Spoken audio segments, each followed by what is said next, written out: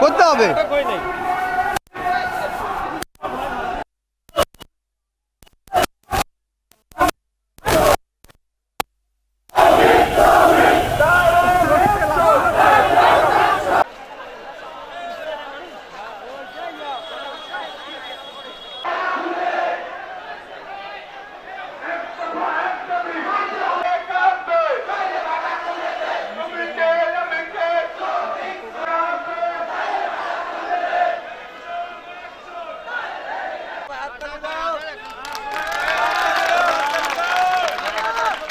সম্মানিত সভাপতি, উপস্থিত ইটভাটা মালিকগণ, আমি বেশি কথা বলতে চাই না, আমি শুধু একটি কথা বলতে চাই।